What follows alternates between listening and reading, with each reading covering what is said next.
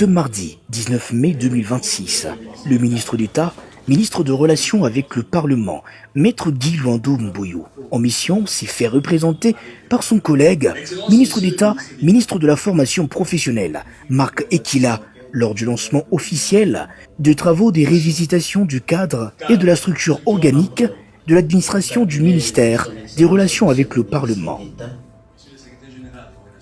Dans ce moment de circonstances, le secrétaire général aux relations avec le Parlement, Jean Massala, a souligné les limites de l'actuel cadre organique devenu inadapté aux nouvelles attributions du ministère.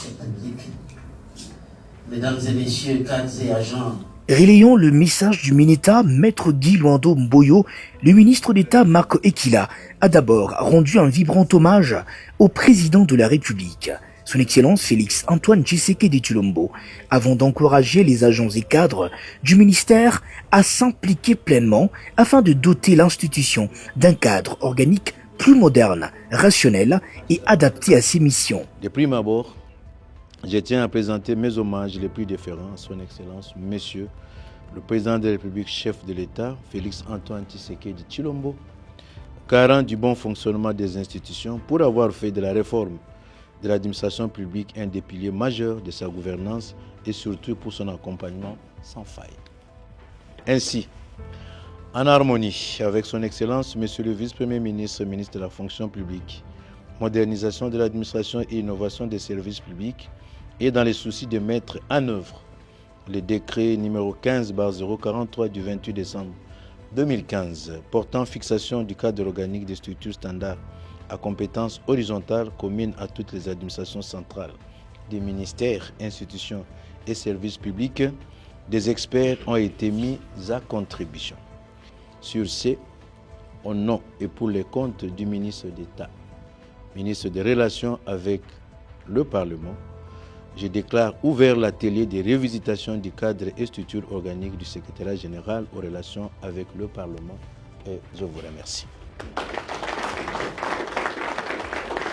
Au sortir des assises, le secrétaire général Jean Massala a présenté la quintessence des travaux prévus pour une durée de 10 jours avec l'appui des experts de la Direction générale d'organisation, réforme et modernisation de l'administration publique sous pilotage du vice-premier ministre, ministre de la Fonction publique, Jean-Pierre Liaou Eboua. le cadre et structure du ministère des Relations avec le Parlement que son Excellence, Monsieur le ministre d'État, vient de lancer l'atelier aujourd'hui. Nous allons procéder à cet atelier par l'encadrement et la supervision du ministère de la Fonction publique où il y a des experts attitrés. Ils vont accompagner nos experts de relations avec le Parlement pour avoir ce cadre organique que nous avons attendu depuis longtemps parce que nous avons un cadre organique qui est déjà dépassé, désuète, et au regard des nouvelles attributions que nous avons pour notre ministère et en fonction de la rénovation du ministère dans le cadre de la réforme de l'administration publique, nous sommes obligés à ce que nous puissions, nous, le ministère des Relations avec le Parlement, nous adapter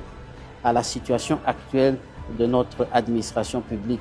Voilà pourquoi, pendant 10 jours, nous allons faire cet exercice aux côtés de nos experts de la fonction publique pour que nous puissions arriver à terme. C'est-à-dire nous puissions avoir des résultats escomptés, avoir un cadre et structure organique